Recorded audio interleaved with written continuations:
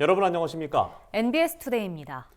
정부가 산업 현장의 부인난에 대응해 올해 하반기 들어 외국인 숙련 인력 도입 한도를 크게 늘렸는데요. 그런데 달라진 제도가 축산농가의 현실을 제대로 반영하지 못하고 있다는 비판이 커지고 있습니다. 이는 정부가 내국인 근로 인원의 30% 이내로만 외국인 숙련 인력을 받을 수 있게 하고 있기 때문인데요. 내국인 근로자가 매우 부족한 농가들은 사실상 혜택을 받지 못한다는 목소리가 나옵니다. 권혜영 기자입니다. 정부가 최근 외국인 숙련 기능 인력 확대 방안을 발표했지만 대부분 축산 농가에서는 이에 따른 고용 확대가 사실상 어렵다는 지적이 나오고 있습니다.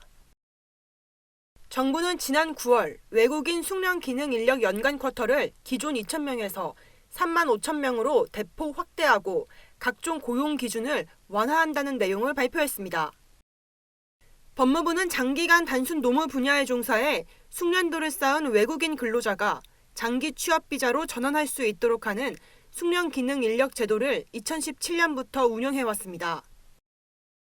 하지만 축산농가는 바뀐 제도의 혜택을 거의 받을 수 없다며 제도 개정을 요구하고 있습니다. 농축업 분야는 내국인 근로자에 해당하는 국민 고용 인원의 30% 이내에서 외국인 숙련 기능 인력을 허용한다는 조건 때문입니다.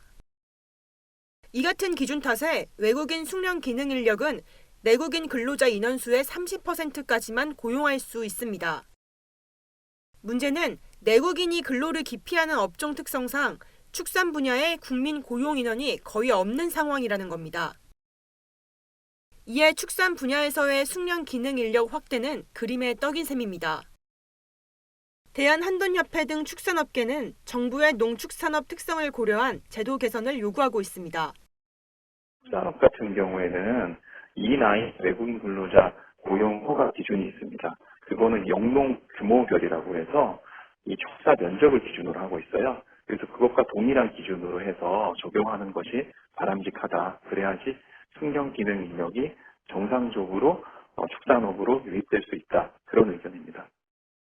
현재 국민 고용 인원의 30%로 정해놓은 사업장별 허용 인원 기준을 영농 규모 기준으로 개편하는 것이 대안으로 거론됩니다.